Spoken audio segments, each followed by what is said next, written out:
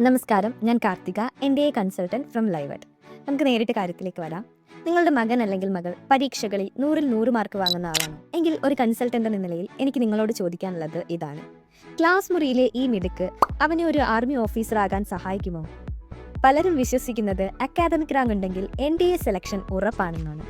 എന്നാൽ സത്യം അതല്ല. NDA റിട്ടൺ എക്സാം കുട്ടികളുടെ ബുദ്ധിയെ അളക്കുമ്പോൾ അത് കഴിഞ്ഞു വരുന്ന SSB അളക്കുന്നത് കുട്ടിയുടെ നേതൃത്വ പാഠവത്തെയും ഓഫീസർ ലൈക്ക് ക്വാളിറ്റീസിനെയുമാണ്. ഓർക്കുക, എഴുത്ത് പരീക്ഷ വെറും ഒരു ഫിൽറ്ററിംഗ് പ്രോസസ്സ് മാത്രമാണ്. അതിനുശേഷമുള്ള 5 ദിവസം നീണ്ടു നിൽക്കുന്ന SSB ഇന്റർവ്യൂവിലാണ് 93% വിദ്യാർത്ഥികളും പരാജയപ്പെടുന്നത്. കാരണം അവിടെ വേണ്ടത് ബുദ്ധിമാന്മാരെയല്ല, മറിച്ച് പ്രതിസന്ധികളിൽ തളരാത്ത, കൂടെയുള്ളവരെ നയിക്കാൻ ശേഷിയുള്ള നേതാക്കളെയാണ്.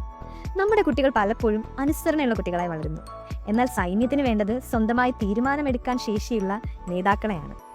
ഇവിടെ മാതാപിതാക്കൾ വരുത്തുന്ന വലിയൊരു തെറ്റുണ്ട്. അവർ പരീക്ഷയ്ക്ക് വേണ്ടിയിട്ട് ലക്ഷങ്ങൾ ചിലവാക്കും.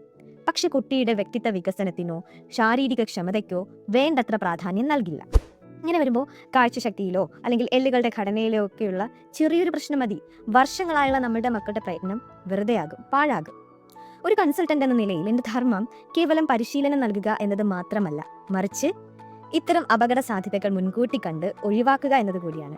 അതുകൊണ്ട് കുട്ടിയുടെ കരിയറിൽ നിങ്ങൾ നടത്തുന്ന നിക്ഷേപം പാഴാകാതിരിക്കാൻ ഒരു എയർലി ഓഡിറ്റിംഗ് അത്യാവശ്യമാണ്.